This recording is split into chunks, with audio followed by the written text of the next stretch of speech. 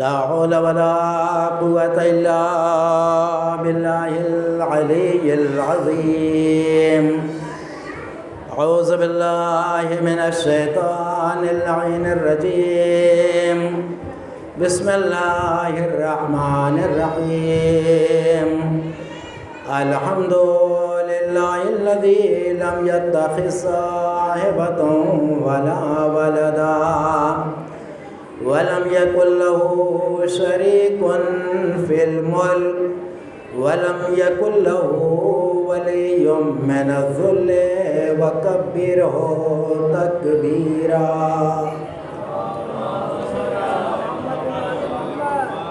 الصلاة والسلام على النبي الأمي المكي المدني الهاشمي المطلبي القرشي الطالبي التهامي سيدنا ونبينا وشفيع ذنوبنا وحبيب قلوبنا مولانا أبي القاسم محمد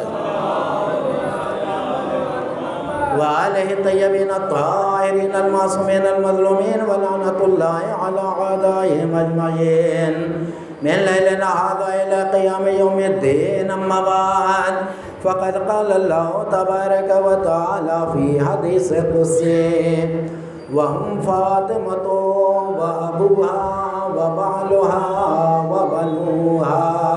صلوات پڑھے محمد رسول اللہ.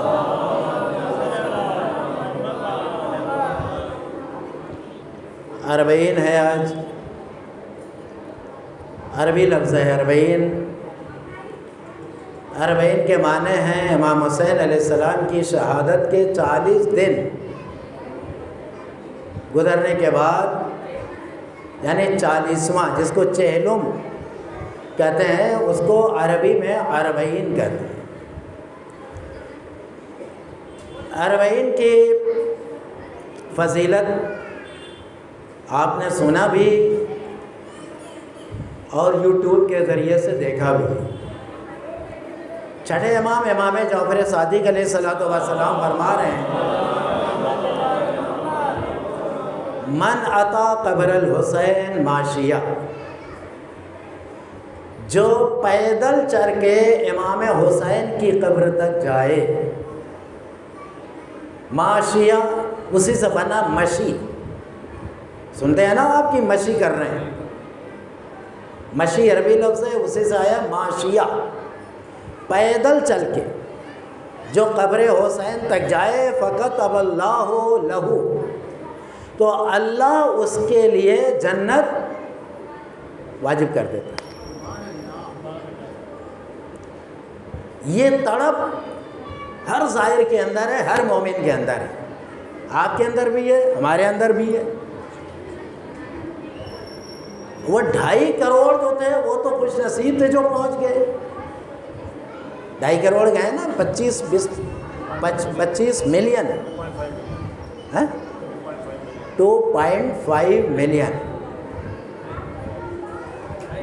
تو 2 کروڑ 50 لاکھ. ویسے زیادہ تر مشہور ہے 2.5 کروڑ کی، لیکن اب ظاہر سی بات ہے ان کی رپورٹ زیادہ صحیح رہے گی. 2.5 ملین کم نہیں ہوتا بھائی. اور ایک مقام پر جمع ہو جانا 2 کروڑ آدمی کا، یہ بھی معجزہ ہے. معجزہ ہے اپنے آپ میں. تو تڑپ ہے کہ نہیں آپ کے اندر، ہمارے اندر؟ وہ 2 کروڑ پہنچ گئے، ہم لوگ گئے نہیں. تو کبھی نا امید نہیں ہونا چاہیے اس آستانے سے، اس در سے کبھی نا امید نہیں ہونا چاہیے. کیونکہ دنیا میں ہر انسان کا کام بٹا ہوا ہے.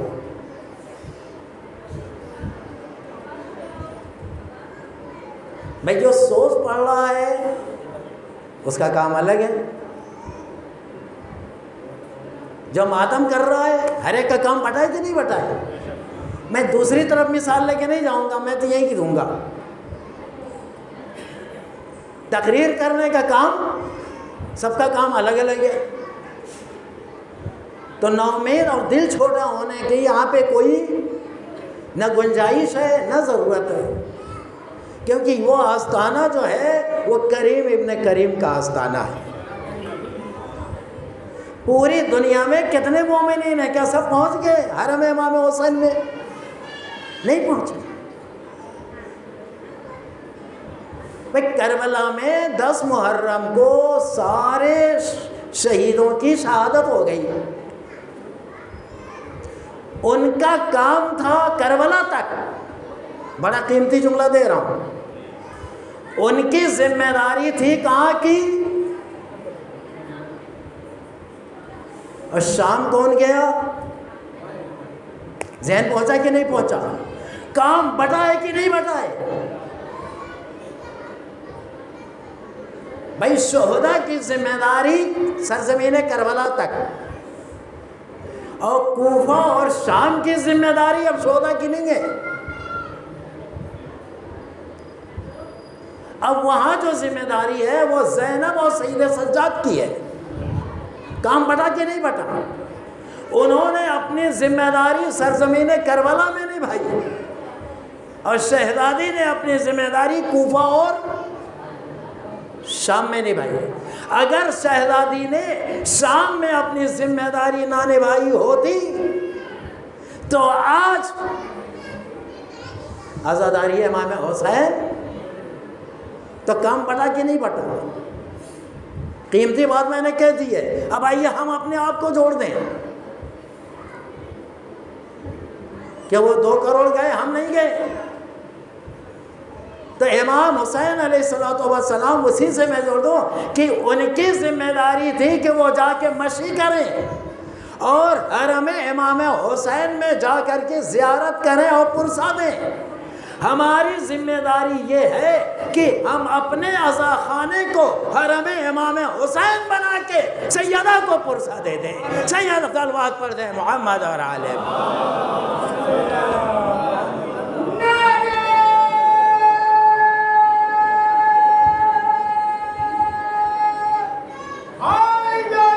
یا صلی اللہ علیہ وسلم۔ بھائی ہماری ذمہ داری ہے کہ ہم اپنے شہر اپنے وطن میں رہ کے عزاداری امام حسین کو آگے بڑھائیں۔ کیا ثواب میں کمی ہوگی ہمارے؟ اگر ہم اسی کو حرم امام حسین بنا دیں تو کیا میرا مولا محتاج ہے؟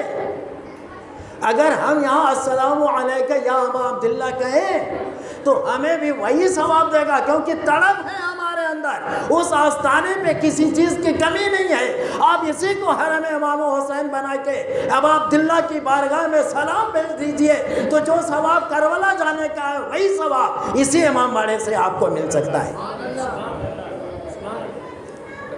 یہ صرف سوچنے کا فرق ہے، کام بٹا ہے بھائی، یہ بھی تبلیغ ہے۔ وہ وہاں پروٹیسٹ کر رہے ہیں 2.5 کروڑ، ہم یہاں پروٹیسٹ کر رہے ہیں۔ یہ پروٹیسٹ ہے کہ نہیں ہے؟ احتجاج ہے کہ نہیں؟ مجلس حسین ظلم کے خلاف مظلوم کی حمایت میں یہ مجلس اور جلوس جو ہے یہ پروٹیسٹ ہے، احتجاج ہے۔ وہاں بھی احتجاج کر رہے ہیں ظاہرین، اور یہاں بھی عزادار پروٹیسٹ کر رہے ہیں۔ مقصد تو ایک ہی ہے نا، تو دل چھوڑا کرنے کی کیا ضرورت ہے؟ بات آگے کے نہیں ذہن میں؟ اب یقین ہو گیا کہ نہیں ہو گیا؟ لیکن خلوص چاہیے، اس کو حرم امام حسین منانا پڑے گا آپ کو،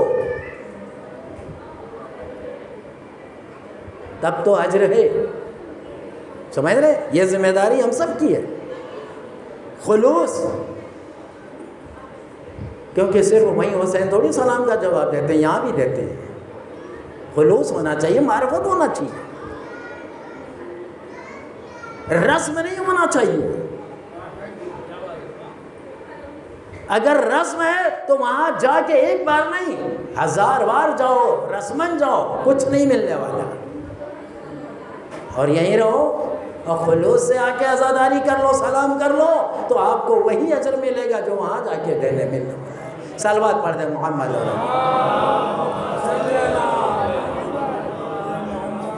یہ مجلس کیوں ہوتی ہے بھائی؟ اب آپ یہ دیکھیے کہ وہاں 2 کروڑ ایک مقام پہ کیسے جمع ہو گئے. بھوپال کی آبادی کتنی ہے مجھے تو نہیں معلوم، میں تو یہ سوچتا ہوں 20 لاکھ 22 لاکھ 25 لاکھ ہوگی، 30 لاکھ ہوگی، 50 لاکھ مان لو. کروڑ تو نہیں ہے نا. اور کربلا میں ایک شہر جو اتنا چھوٹا شہر ہے، وہاں 2 کروڑ. یہ معجزہ ہے کہ نہیں میرے مولا کا؟ کھانے کا بھی معجزہ. ہر آدمی سال بھر کی کمائی کی بچت کر کے زائرین کے لیے قربان کر دیتا ہے پوری دولت. ایک چھوٹی سی بچی کا ویڈیو آیا تھا، اتنی بڑی 8-9 سال کی بچی رہی ہوگی، جو پانی پلا رہی تھی. میں نے ڈالا تھا اتحاد المومنین گروپ میں، میں نے ڈالا تھا، دیکھو اس سے سیکھو عبرت. رو رہی ہے بیچاری. جب قافلہ چلا گیا چہلم کا زائرین کا تو وہ رو رہی بیٹھی ہوئی جگ لیے ہوئی. لوگوں نے پوچھا رو کیوں رہی ہو؟ کہا سارے زائرین چلے گئے، میں پانی کس کو پلاؤں گی؟ میں پانی اب کس کو پلاؤں گی؟ تڑپ تو دیکھو آپ. یہ ہے جذبہ عزادار کا. خدا کی قسم ہماری جانیں قربان ہو جائے. کیا اہتمام. تو معجزہ ہے کربلا اور کربلا والوں کا. آپ یہ دیکھیے کہ فاطمہ زہرا سلام اللہ علیہ کے پاس کتنی بڑی چادر تھی، اور اس یمنی چادر میں کتنے لوگ اکٹھا ہو گئے. ہم فاطمہ تو و ابوہا و بالوہا و بنوہا، کتنے لوگ آ گئے اس چادر میں. تفصیل نہیں جاؤں گا میں کہ وہ چادر کیسی تھی اور کیسے ہوا، وہ حدیث کے ساتھ سنتے رہتے ہیں. لیکن جب جبریل نے پوچھا پروردگار کون ہے اس میں، کون کون ہے، تو قدرت نے کیا کہا؟ ہم فاطمہ تو، فاطمہ ہے، وہ ابوہا ان کے والد ہیں، وہ بالوہا اور ان کے شوہر ہیں، وہ بنوہا اور ان کے دونوں بچے. چادر کتنی بڑی ہے؟ چادر اتنی بڑی ہے کہ جب رسول ایک نابینا صحابی کے ساتھ درے بطول پر تشریف لائے اور دروازے کو کھٹکھٹایا، شہزادی نے آواز دی کہ بابا اندر آ جائیے. بھائی بابا کو بیٹی سے اجازت لینے کی ضرورت ہے کیا؟ تو بابا نے کیا کہا؟ بیٹا میرے ساتھ ایک صحابی ہے. عورتیں اگر سن سکیں تو عمل کر لیں بھائی، سیدانی ہے. بھائی اسی مجلس کو وسیلہ بنا لو یار، اسی مجلس کو ذریعہ بنا لو اپنے اعمال کو سدھارنے کا. زندگی بھر باتیں کرنا ہے یار. کوئی روک ٹوک نہیں ہے کسی کی زندگی میں، کوئی روک ٹوک ہے؟ کون کیسے زندگی گزارتا ہے؟ کوئی نہیں روکے گا، کوئی نہیں ٹوکے گا. لیکن یہاں پہ جو ہے معرفت حاصل ہوتی ہے، جو علوم اہل بیت کا جو چشمہ آپ کو پلایا جاتا ہے وہ کہیں اور نہیں ملنے والا ہے. اگر اس کو رسمن باتوں میں اڑا دیا تو آپ جانو اور حسین جانے. صلوات پڑھ دیں محمد اور آلہ محمد.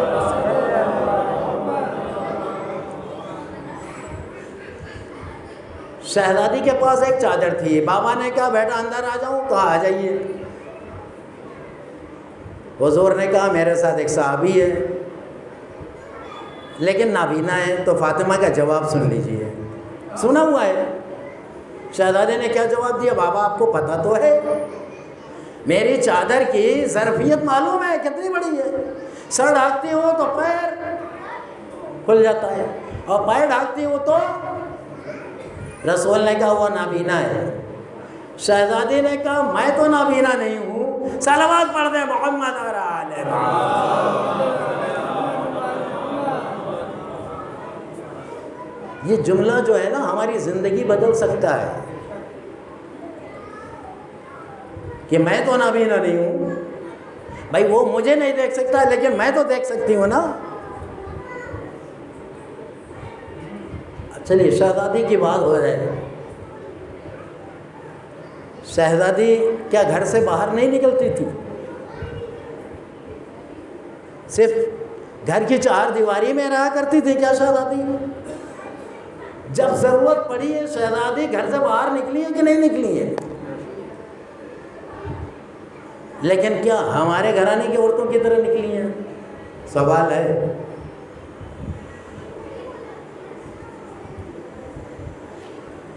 شہزادی نکلی ہیں گھر سے باہر، جب جب ضرورت پڑی ہے شہزادی گھر سے باہر نکلی ہیں. حالانکہ علی اور فاطمہ نے کام بانٹ لیا تھا،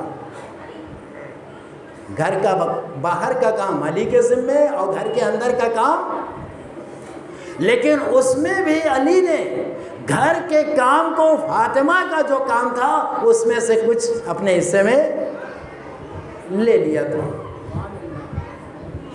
ہم لوگ کرتے ہیں آفس سے آنے کے بعد ہمارا رویہ کیا ہوتا ہے؟ ارے کہاں گئی، مر گئی، چائے وائے ملے گی، پانی ملے گا. مطلب یہ میں انداز بتا رہا ہوں آپ کا، معاف کیجیے گا مجھے. مطلب یہ ہم لوگوں کا جو کردار ہے سب کا نہیں، معذرت کے ساتھ سب کا نہیں، کچھ لوگوں کا یہ رویہ ہوتا ہے. کیا یہ زیب دیتا ہے؟ علی نے تو کبھی اس طریقے کا رویہ نہیں اپنایا. گھر میں بھی کام کر رہے ہیں، باہر بھی کام کر رہے ہیں. اور جب ضرورت پڑی ہے شہزادی گھر سے باہر بھی نکلی ہے. سنیے، وہ جنگ احد اسلام کی پہلی جنگ ہے، پہلی جنگ ہے. اس جنگ میں حضور کے ساتھ کیا واقعہ پیش آیا تھا؟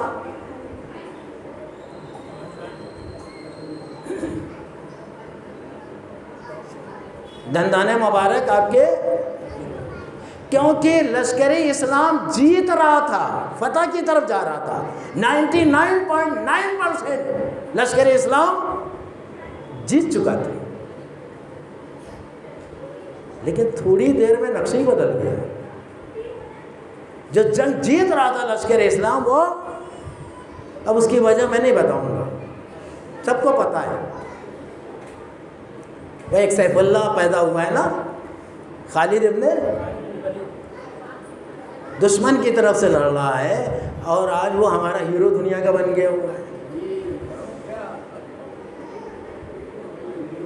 جس کی فوج نے رسول کے دانت کو شہید کر دیا، وہ آج دنیا کا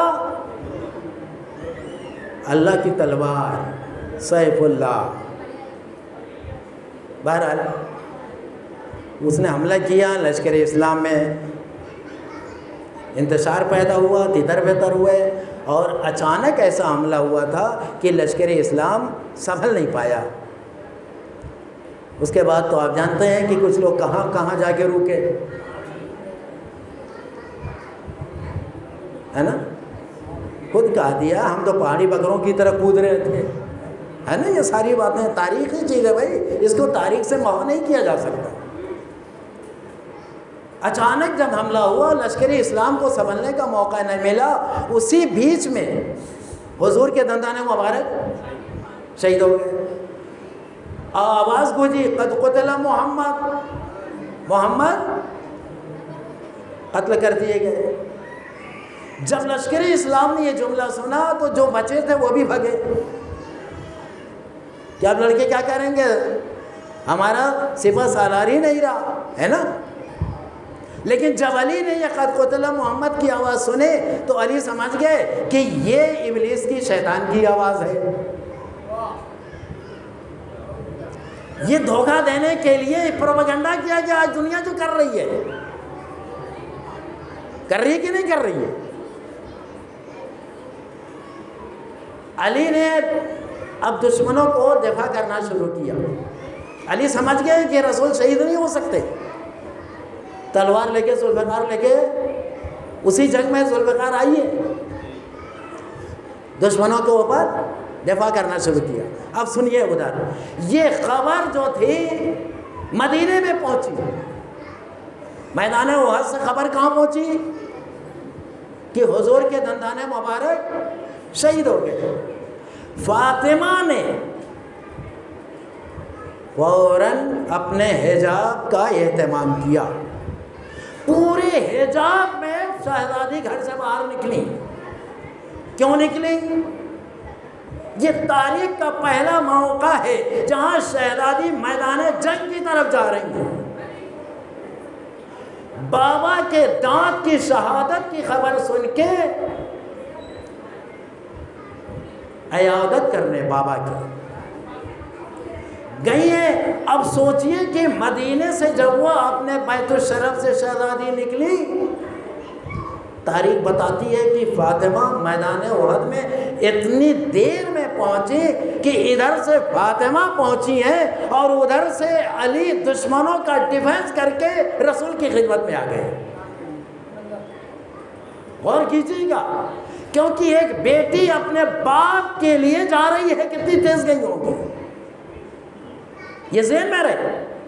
ادھر علی دشمنوں کو بھگا کے رسول کے پاس ہے، اور ادھر فاطمہ فل چادر میں، پردے میں گھر سے نکلی اور میدان جنگ میں پہنچی۔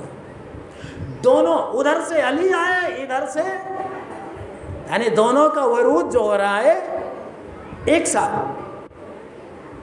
ابھی تک رسول کی فرسٹ ایڈ نہیں ہوئی تھی، یہ میں کہنا چاہ رہا ہوں۔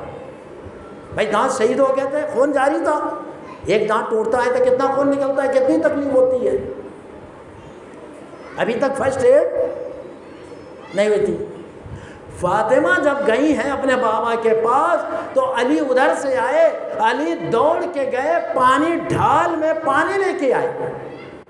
ڈھال تھا نا بھائی، ڈھال اس کو کہتے ہیں جس سے دشمنوں کی تلوار وار کو روکا جائے، وہاں برتن تو تھا نہیں۔ علی گئے، پانی بھر کے ڈھال میں لے کے آئے۔ بس جب پانی آیا تو فاطمہ نے اس پانی سے زخم مبارک کے خون کو صاف کیا، اور صاف کرنے کے بعد فاطمہ کے ہاتھ میں ایک رومال تھا، ریشمی، کاٹن کا نہیں، ریشم کا۔ شہزادی نے اس ریشمی کپڑے کو، رومال کو جلایا، جلا کے راکھ کو رکھ کے پٹی باندھ دی۔ اب آپ سوچیں گے کہ ریشمی کیا؟ تو ریشم کا یہ فائدہ ہوتا ہے کہ اس کی راکھ جو ہوتی ہے وہ اینٹی بائیوٹک بھی ہوتی ہے اور خون کو روکنے والی بھی ہوتی ہے۔ صلوات پڑھ دیں محمد علیہ۔ آپ عمل کر سکتے ہیں، اگر کہیں ایسا ہو جہاں کوئی دوا، کوئی مرہم نہ ہو تو ریشم کا کپڑا مل جائے تو آپ جلا کر کے، یہ شہزادی کا عمل ہے۔ اس زمانے میں کوئی وہاں گند اور مرہم تھوڑی مل رہا تھا وہاں۔ شہزادی نے ریشم کا کپڑا گھر سے لیا تھا، جلایا، اس کی راکھ کو بھر دیا زخم میں، تو خون بھی رک گیا اور وہ اینٹی بائیوٹک اور اینٹی سیپٹک بھی ہوتا ہے۔ سمجھ رہے ہیں آپ؟ انفیکشن بھی نہیں ہوگا اور زخم آگے سوکھتا جائے گا۔ یہ پہلا موقع تھا جہاں شہزادی گھر سے باہر نکلی ہیں۔ کیسے نکلی تھی؟ چادر میں گئی تھی کہ نہیں؟ پردے میں گئی تھی نا؟ یہ پہلا موقع۔ دوسرا موقع وہ تو آپ سنتے ہی رہتے ہیں، ہر گھر کی کہانی، ہر گھر میں کہانی، سیدہ جناب سیدہ کی کہانی ہر گھر میں ہے کہ نہیں ہے؟ جناب سیدہ کی کہانی ہر گھر میں ہے۔ میں تو اس کو نہیں مانتا کہانی، بھائی شہزادی کی ذات کے ساتھ لفظ کہانی اچھا لگتا ہے؟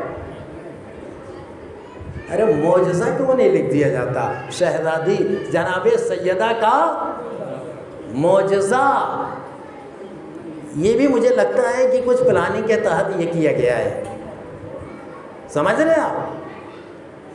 جناب سیدہ کی کہانی ہم لوگ چھوٹے تھے تو منت مانتے تھے یہ کام ہو جائے گا تو جناب سیدہ کی کہانی سنیں گے. مانتے تھے کہ نہیں مانتے تھے؟ حالانکہ ہم نے اس چیز کو کافی آپ لوگوں کے سامنے زور دیا کہ یہ منت تھوڑی ہوتی ہے. منت مانو کہ یا تو ہم 2 رکعت نماز پڑھیں گے، یا تو حدیث کیسا پڑھیں گے، یا دعائے کمیل کا ہم انعقاد کریں گے، یا اور بھی. مطلب جب ہوش آیا تو اب ظاہر سی بات ہے سوچ بدلی. تو وہ جو میں بچوں کو بتانے جا رہا ہوں کہ جناب سیدہ کی کہانی جو ہے وہ حقیقت میں معجزہ ہے. کیسے؟ یہ یہودی جو ہے نا مسلمانوں کے کبھی بھی ہمدرد نہیں رہے. آج دیکھ رہے ہیں آپ ہر زمانے میں یہ مسلمانوں کے اور اسلام کے دشمن رہے ہیں، آج بھی ہیں. کسی یہودی کے ہاں شادی تھی تو ان لوگوں نے پلاننگ کی. پلاننگ یہ ان کا مقصد یہ تھا کہ شہزادی فاطمہ کو بنت رسول کو شادی میں بلائیں گے اور ہمارے گھرانے کی عورتیں جو ہیں بہترین ریشمی زرق بر سونے میں اٹی ہوئی ہے نا، اور ان کو بلائیں تاکہ ان کو شرمندگی ہو. نعوذ باللہ استغفر اللہ. یہی تھا نا، سنتے ہیں نا آپ. آئے اور آنے کے بعد کہا کہ شہزادی آپ کو چلنا ہے، تو انہوں نے کہا بابا سے اجازت لے لو. بابا سے کہا، بابا سے اجازت لے لیا. کہا علی سے اجازت لو. کہا علی سے اجازت لے لیا. اب تو آپ ہی مالک ہو. تو فاطمہ نے کہا جب علی نے اجازت دے دیا، میرے بابا نے دے دیا، چلو میں چلتی ہوں. آئے تھے کس کے پاس؟ وہ سمجھ رہے تھے کہ ایسی کوئی معمولی خاتون ہوگی. یوں سمجھ لو کہ جنت کی عورتوں کی سردار ہو، اس کو لباس اور زیورات کی، دنیاوی لباس اور زیورات کی کیا ضرورت ہے؟ ارے جو جس چیز کا مالک ہوتا ہے وہ جہاں بھی رہتا ہے اس چیز کو اپنے پاس منگوا لیتا ہے. صلوات پڑھ دیں محمد علیہ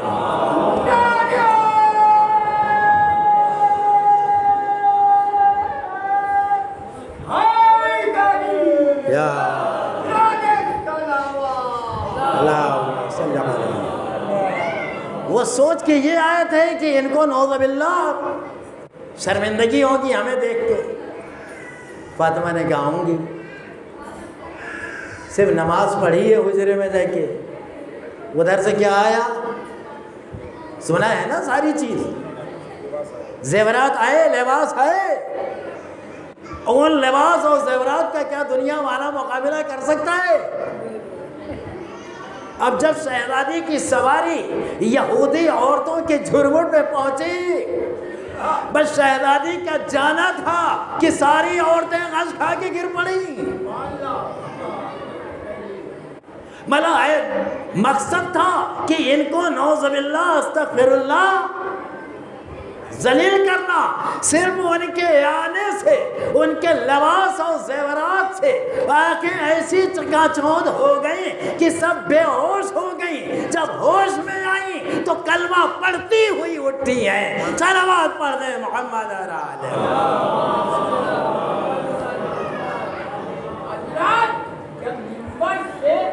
مولا علی اور مولا فاطمہ جناب فاطمہ کے ایسے موضوعات بیان کیے جا رہے ہوں تو سلوات اور نعرہ ایسا ہونا چاہیے جس کی آواز نجف احنف سے ٹکرائے اور مولا ہم سب کو اپنی زیارت کے لیے بلا. نعرہ حیدری یا علی اللہم صلی علی محمد وعلی محمد. ماشاءاللہ جزاک اللہ. اللہ آپ کو اور طاقت دے، صحت دے. تو معجزہ ہے کہ نہیں؟ جناب سیدہ کو معجزہ لکھنا چاہیے نا، کہانی ہٹا دینا چاہیے. بھائی بلایا تھا کسی اور کام سے، مقصد کچھ اور تھا، وہاں تو مقصد دوسرا ہو گیا. سب کلمہ گو ہو گئی بھائی. دلہن بھی سب مسلمان ہو گئی. تو سوال یہ ہے کہ شہزادی یہاں بھی گئی ہے تو جانے کا انداز کیسا تھا؟ وہی چادر رہی ہوگی نا، چادر اوڑھ کے گئی ہیں نا، حجاب میں گئی ہیں نا، حجاب میں بھی جا کر کے انہوں نے وہ کام کر دیا کہ دنیا انگشت بدندہ ہے۔ یہ شہزادی کا کمال، معجزہ ہے خدا کی قسم۔ کئی بار شہزادی نکلی ہیں گھر سے، مباہلے میں گئی ہیں، مباہلے میں گئی ہیں، دربار میں بھی گئی ہیں، گئی ہیں کہ نہیں گئی ہیں؟ بھئی جب جب ضرورت پڑی ہے شہزادی گھر سے باہر نکلی ہے کہ نہیں نکلی؟ پورے شرعی لباس میں۔ آج ہم لوگوں سے پوچھا جاتا ہے کہ سرکاری نوکری لڑکیاں کر سکتی ہیں، کیوں نہیں کر سکتی ہیں؟ تو ہم لوگ یہی جواب دیتے ہیں کیوں نہیں کر سکتی ہیں؟ ایران کی عورتوں سے سیکھو، ایران کی لڑکیوں سے سیکھو۔ بھائی وہ بھی پڑھ رہی ہیں یونیورسٹی اور کالج میں، وہ بھی آفیسر ہیں، وہ بھی پائلٹ ہیں، وہ بھی سائنسسٹ ہیں، میں بھی میڈیکل میں ہیں، لیکن جو شرعی لباس میں وہ رہتی ہیں، شرعی لباس میں ہماری بیٹیاں بھی نوکری کر سکتی ہیں۔ صلوات پڑھ دیں محمد اور آلہ محمد۔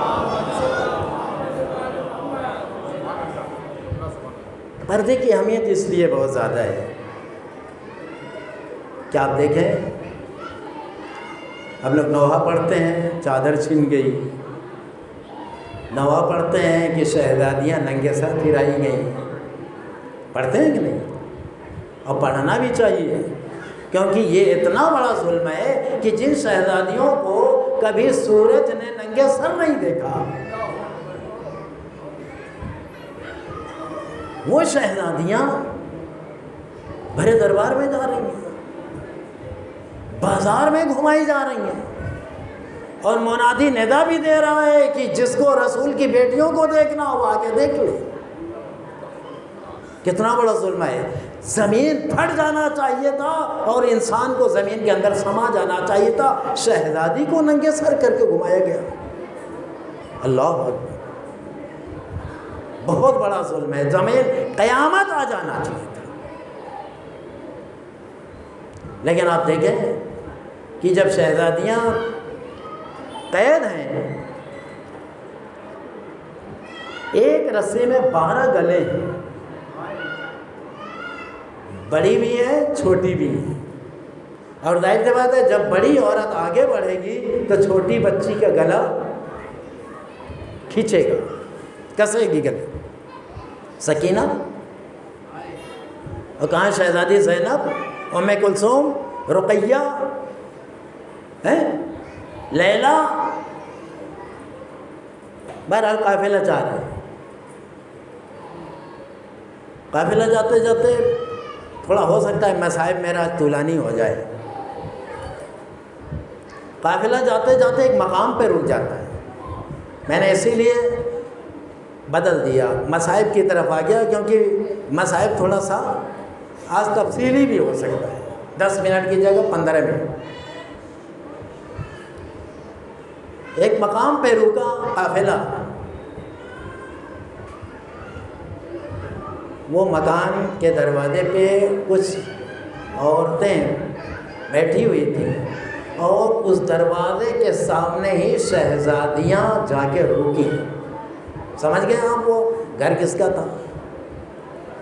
یہ اس کنیز کا گھر تھا جو زندگی بھر جس نے حسین اور زینب کی غلامی اور خدمت کی تھی۔ سمجھ رہے آپ؟ اور جب حسین نے اس کو آزاد کیا تھا، شادی کی تھی، تو شیریں نے حسین سے کہا تھا مولا ہمارے گھر آئیے گا، میں آپ کا انتظار کروں گی۔ حسین نے کہا تھا شیریں آؤں گا، وعدہ ہے حسین کا، حسین کا وعدہ ہے، یہ نہیں کہا گیا کہ کب آؤں گا، آؤں گا۔ جب دروازے کے اوپر شہزادیاں رکیں، نیزے کے اوپر شہداء کے سر تھے، دروازے پہ کچھ عورتیں دیکھ رہی تھیں قافلے کو، کوئی کیسے پہچان سکتا ہے بتائیے آپ؟ حسین کو شیری کیسے پہچانتی؟ زینب نے اپنے بالوں سے اپنے چہرے کو چھپایا تھا، شیری کیسے پہچانتی کہ یہ میری مالکن ہے؟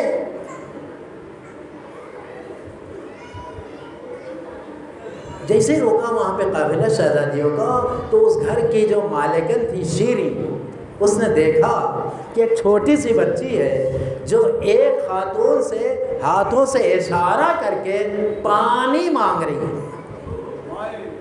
اس قدر پیاس کا غلبہ تھا کہ سکینہ بول نہیں پا رہی تھی، شدت عطش۔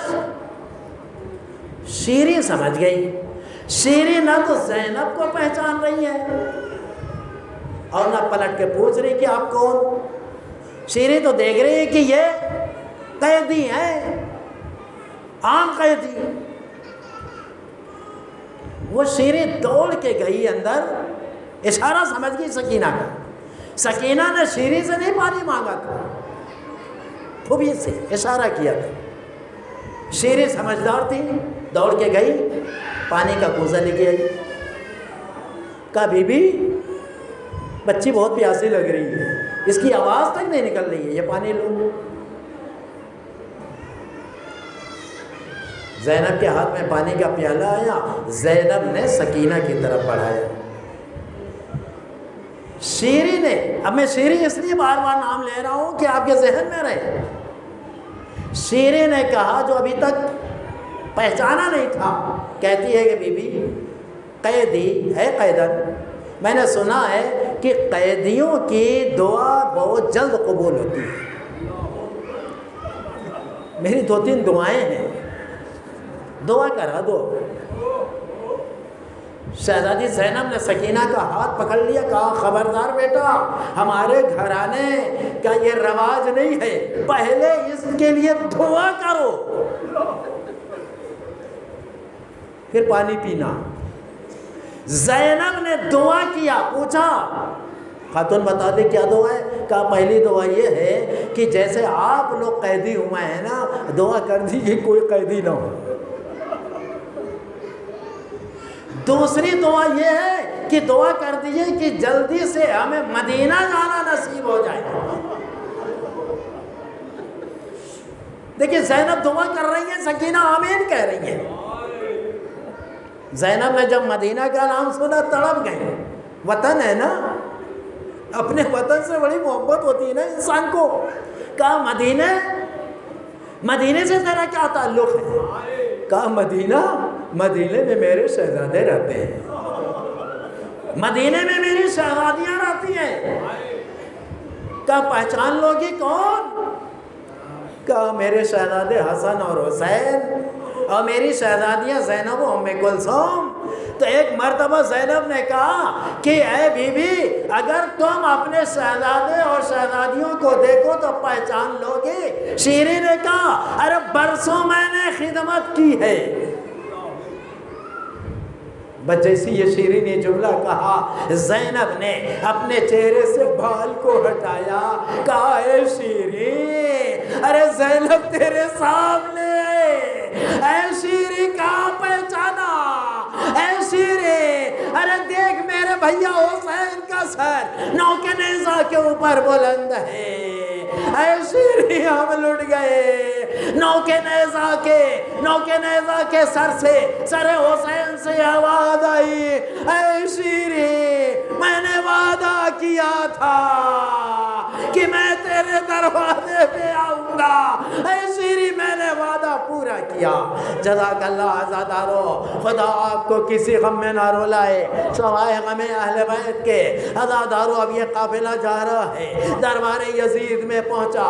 دربار یزید میں جب پہنچا ہے، شمر ملعون جو ہے وہ ایک ایک بیوی کا تعارف کرا کے نعوذ باللہ ان کے اوپر زخموں پر اور نمک پاشی کرنے کی کوشش کرتا ہے۔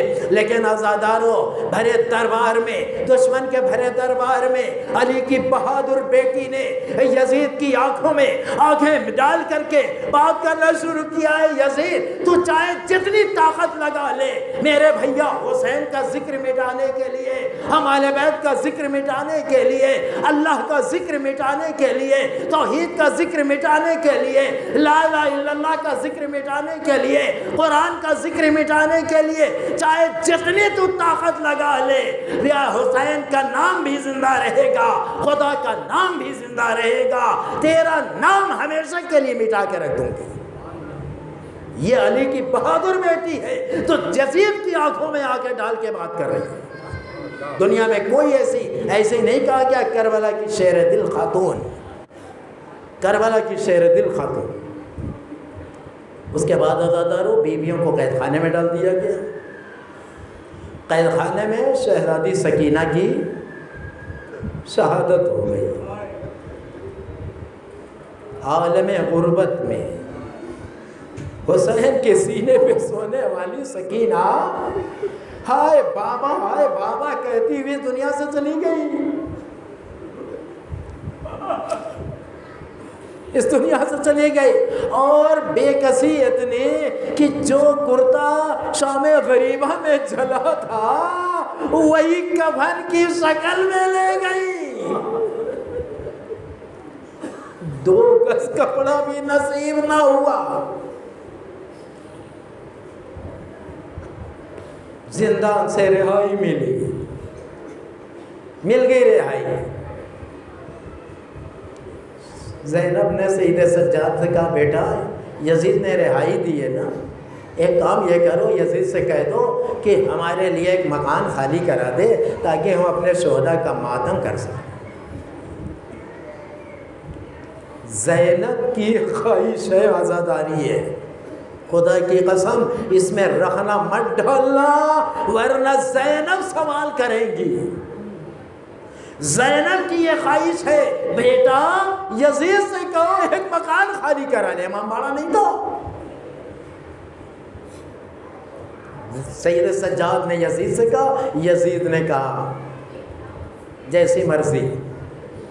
مکان خالی ہوا، اعلان ہوا دمشق میں بیویوں کو عورتوں کو آؤ، زینب مجلس پڑھے گی تم مجلس سننا، بانیے عزا بانیے مجلس علی کی بیٹی، یہ سنت ہے جناب زینب کی۔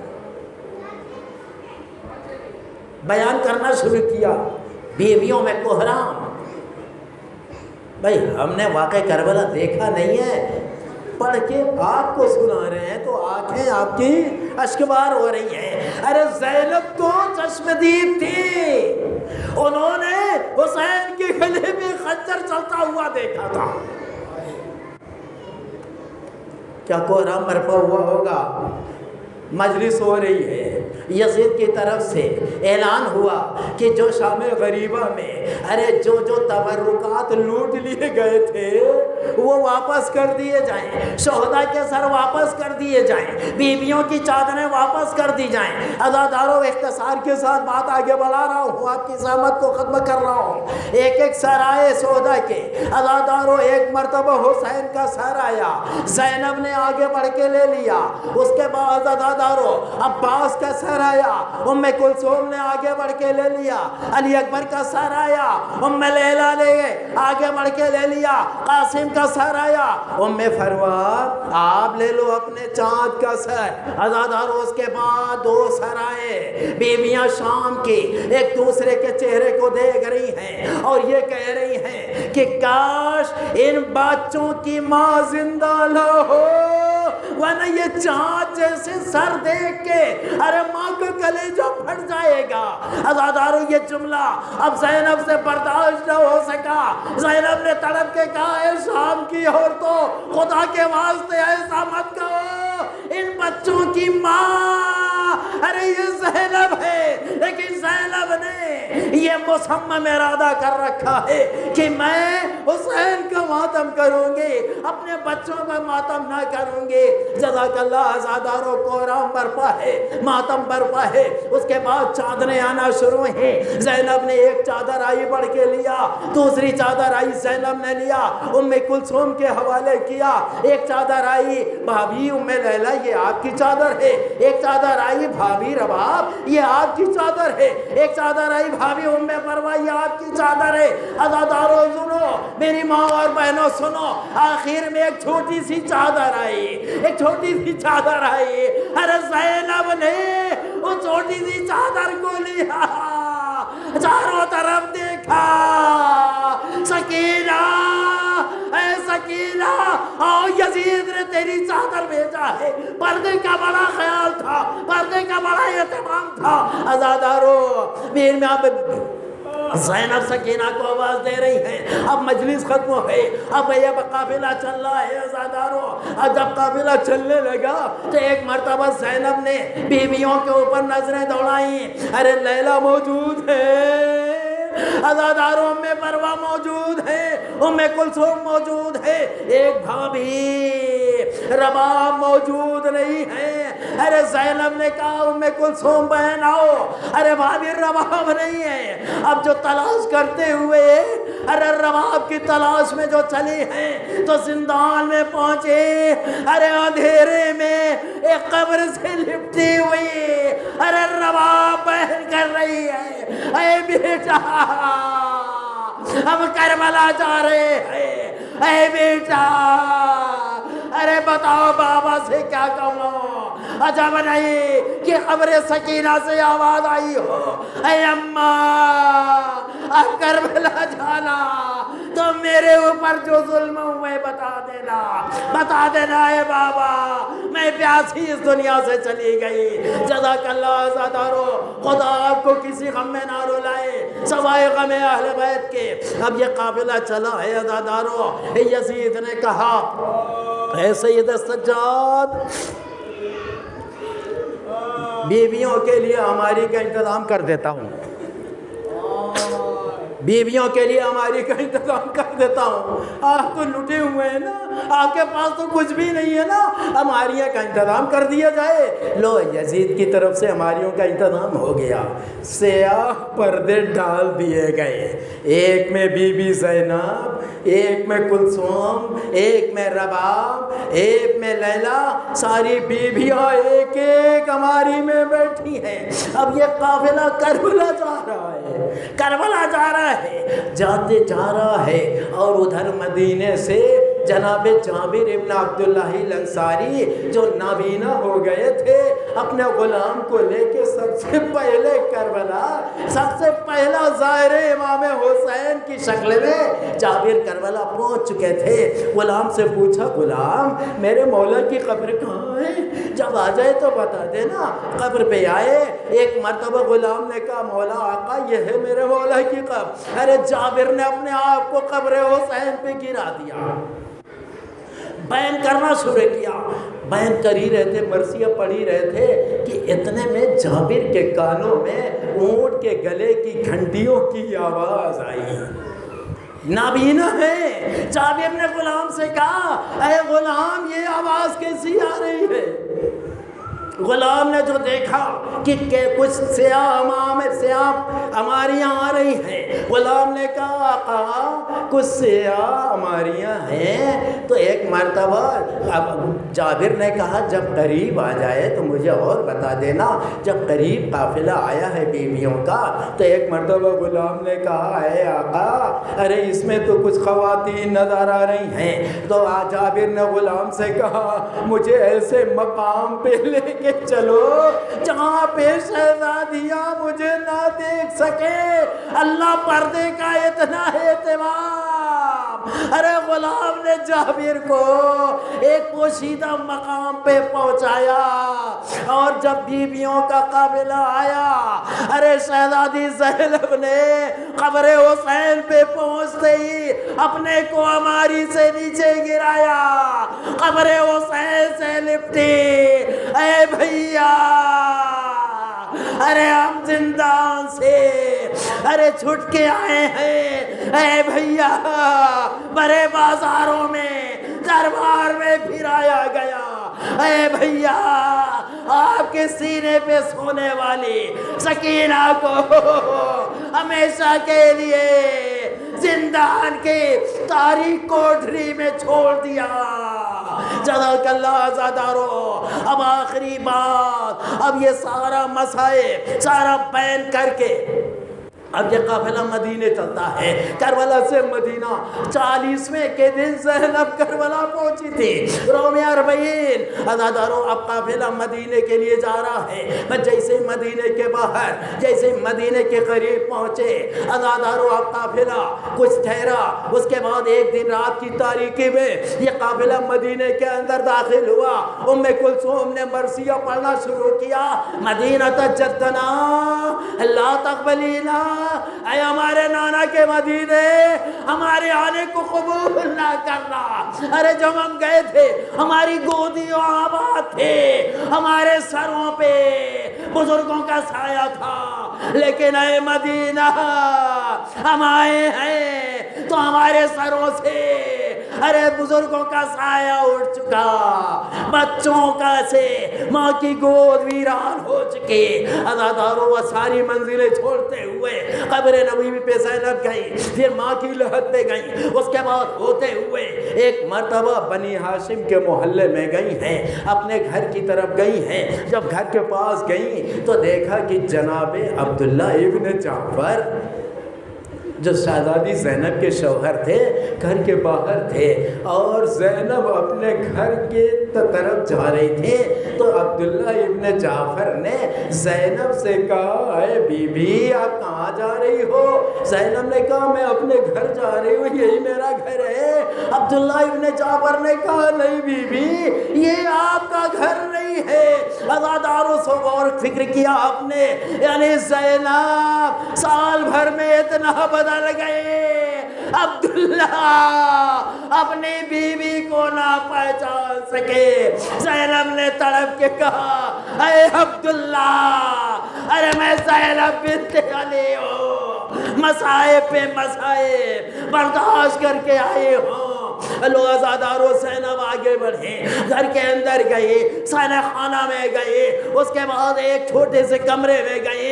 عزادارو چھوٹے سے کمرے میں جانا تھا، ابھی تک زینب نے انہوں محمد کا ماتم نہیں کیا تھا، ابھی تک گریہ نہیں کیا تھا، بس جیسے ہی اس کمرے میں گئے ارے دو ننھے ننھے بستر، دو چھوٹے چھوٹے مسلے ارے بچھے ہوئے نظر آئے۔ اب زینب اب برداشت نہ کر سکے، کربلا کا رخ کیا، اے اولو محمد اب دل بھر کے ارے ماتم کرو گے، اب دل بھر کے تمہارے اوپر آنسو بہاؤں گے۔ جب تم رات کو روتے تھے تو میں کلیجے سے لگا لیتی تھی، اے بیٹا اب تم کربلا کے صحرا میں ہو۔ چھوٹا بھائی جب خواب میں چونکے تو بڑے بیٹا اپنے بھائی کو گلے سے لگا لینا۔ انا للہ و انا الیہ راجعون۔ وسيعلم الذين ظلموا أي منقلب ينقلبون۔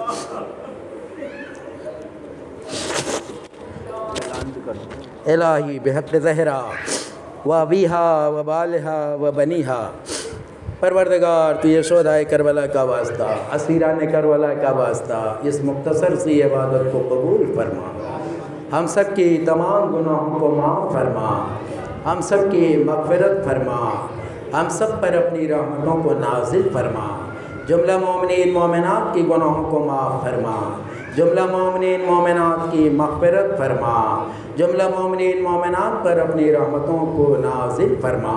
اے پروردگار تجھے بیمار کربلا کا واسطہ، تجھے اسیران کربلا کا واسطہ، جملہ مومنین مومنات میں جو بیمار ہیں ان کو شفائے کامل عطا فرما۔ حاضرین نماز، حاضرین مجلس میں جو بیمار ہیں اور ان کے گھروں میں جو بھی بیمار ہیں پروردگار تمام مریضوں کو صحت اور شفا و تندرستی عطا فرما۔ اے پروردگار کچھ مریض ہیں ہمارے سامنے، ایک تو ہیں ضمیر بھائی، زامین، مشرف بھائی، علی عباس امید، عرفان حیدر حیدری، شہناز فاطمہ، بہت سارے مریض ہیں، سب کا نام نہیں یاد ہے پروردگار تو سب کو جانتا ہے، تمام مریضوں سے واقف ہے پروردگار، تمام مریضوں کو صحت اور شفا و تندرستی عطا فرما۔ جو مرحومین ہو چکے ہوں سب کو جو عریب میں معصومین میں جگہ عطا فرما۔ پروردگار تجھے شہدائے کربلا کا واسطہ ایران، لبنان، فلسطین اور یمن کی حفاظت فرما، اسرائیل اور امریکہ کو نیست و نابود فرما۔